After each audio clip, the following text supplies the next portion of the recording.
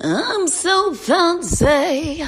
You already know I'm in the fast lane. Watch me go. I'm so fancy. My baby father's nasty. Hi. How are you? Oh my God, look at you. You look amazing. Is that a new sweater? Oh my God, it's gorgeous.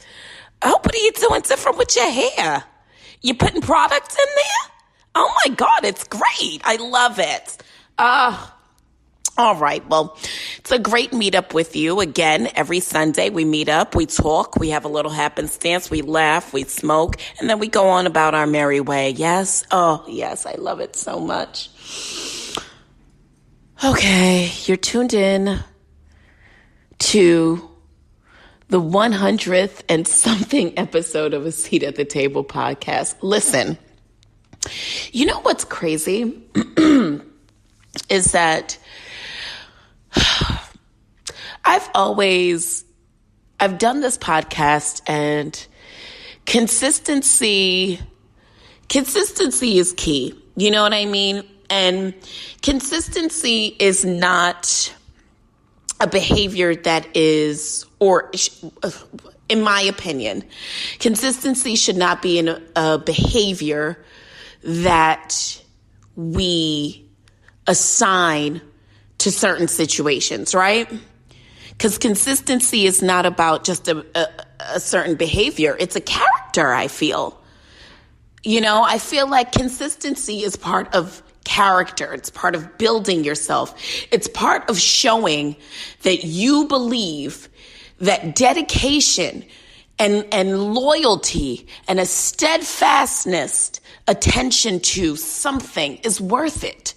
You know what I mean? So, like, I think there's nothing in my life that I have been, think about this. There's nothing really in my life that I have been dedicated to for a really long duration of time. And when I say a long duration of time, I mean years, you know, doing something for years that you aren't immediately being paid by or rewarded for, or, you know, for the most part, other than tidings of comfort and joy, there really isn't much that you're getting out of it. I think that there is something to be said for that level of steadfast consistency. And I think, you know, one thing that doing this show has taught me is that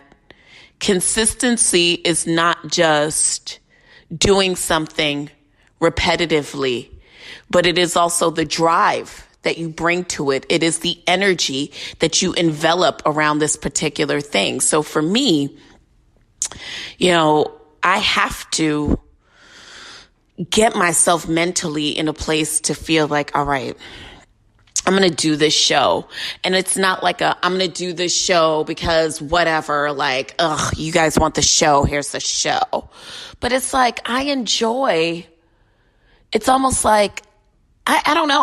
I enjoy having our time together, and I enjoy, the communication and the aha moments that we have. So thank you guys so much for being consistent with me. And, you know, it's never lost on me that you would take time out of your life, you know, whether you're doing other things at the same time or not. Like, the respect that I have that you would take time out of your life to dedicate to me is never lost on me. And I want you to know that I'm always thinking about you, and I'm always, you know, trying to highlight through my energy and through prayer, you and all the things that you're working towards. 'Cause it's been a crazy year. It's been a crazy year. You know, it all started off with that fucking Popeye sandwich. It really did. That fucking crispy chicken sandwich, or whatever, the crispy chicken, fresh lettuce. It all started out with that sandwich. If you don't know what I was just referring to, do your Googles, okay?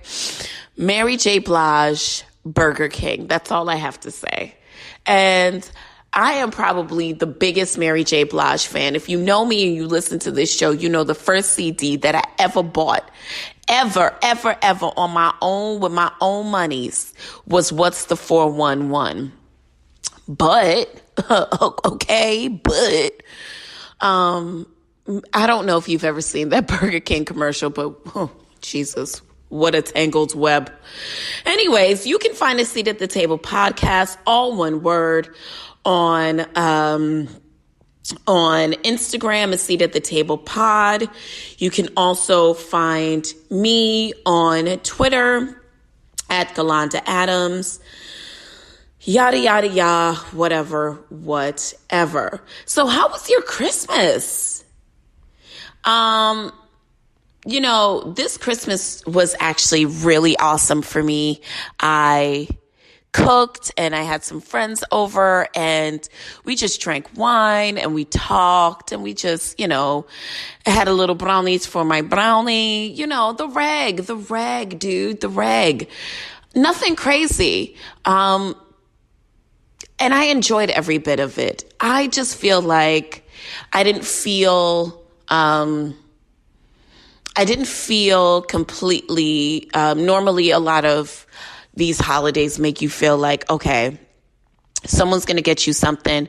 You've also got to get them something. And it's got to, if it's going to be a representation of the relationship, then,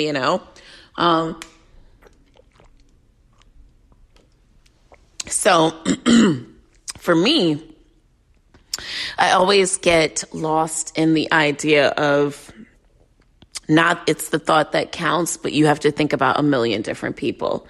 And I just didn't be holding myself to that this year, I actually gave more people than I thought I would. And I was okay with what I got, I think Christmas hasn't been about getting things for me for a long time. Although I will say, shout out to God because, when you realize the power of manifestation, it is crazy. It's crazy how life is almost like when you understand it and you understand the power of manifestation and mindfulness and how your energies can control, master, and manipulate many situations around you, your reactions, your responses, etc. So for me, starting to learn that now, I wish I knew this earlier. Like I wish I knew the power of, energy and frequency and manifestation at an earlier age, but hopefully I'm able to impart that onto you guys. I have been, vulnerability. God, by the time we do get into the show, is it going to be a long one? Oh my God, I was trying not to make it be a long one, honey. Oh, you okay with it? Oh, okay. Well, then let me just slip slide. Let's have a talk. Why don't we? Let's talk about vulnerability for a minute. So vulnerability for me has, I feel like that's my superpower. Now, for many of you on Monday, I don't know what superpower you got, but vulnerability has been a superpower for me. Anytime I have ever been I've ever put myself behind the cement wall of emotions, it has been much to my demise. Who I am innately is someone who is observant, but also, in a trusted space, I am extremely vulnerable. And so because of that, I oftentimes find myself in amorous relationships where people will siphon off that vulnerability because of whatever they don't, have for themselves. So the energy And I don't want to say it like, oh, because I'm such this or such. It's not even about that. It's just that I have a habit of getting into relationships and seeking, if I'm going to be honest with myself, and seeking validation where there clearly will be none. You know what I mean? Like wanting someone to see me when this is someone who isn't conscious and probably doesn't even see themselves, So because of that, it oftentimes puts me in a bad way when it comes to romantic relationships. So I have been praying, that if this person was not for me, if this situation wasn't for me, this person wasn't for me, I've been praying that, God, remove this person from my life. And without warning, he did it.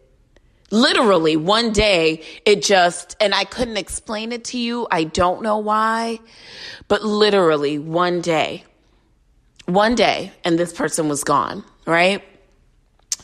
And the struggle for me, I have a hard time letting go, like walking away. I think I came up with the toxic mindset that, being the person who sticks with it, being the person that loves you through the tumultuous times and the toxicity and you have so much grit about you. Look at how much you were able to endure. And niggas will have you believing out here, because I know a lot of niggas who are with women, not because these are women that they love, or I just know people, period, who are in relationships with people, not because these are people that they love, but because this is the person who's stuck in there with them. You know what I mean? And while that is not a bad thing, I mean, whatever you choose for your personal situation, for me, I find that I don't know that I could be full off of a love in which a person maybe doesn't have genuine love feelings for me. They may care about me, etc. But really what they love is the fact that I'm able to put up with their bullshit. That's what they love. So I'm the type of person that probably wouldn't, which is ironic, because I come on here every week and I preach to you about mindful awareness and, the awareness of your thoughts and your feelings and the sensations within your body and the ability to focus on a present moment while still loving and staying with people, not because of the present moment, but because of the fantasy of what, romanticizing what the relationship was and the building up of the future of what the relationship could possibly be if I just stick in there. But God saw it different and I manifested something different. And I have been trying to hold on to it because I don't know, in a way I kind of feel like staying with this or, sticking it out, hopefully that this person will validate me in some way, shape or form. And that's my own therapy appointment that I'll be booking soon, because why do you need validation from someone who doesn't see you? I mean, it's just a question for myself. Why do I need validation from someone who doesn't even see me? I mean, surely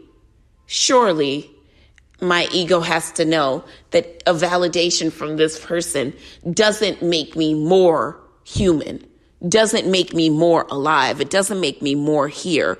I'm more here when I'm conscious and aware of my thoughts and my feelings, and I can focus on the present moment. And the present moment for me is, struggling to to really wrap myself around the idea of self-loyalty.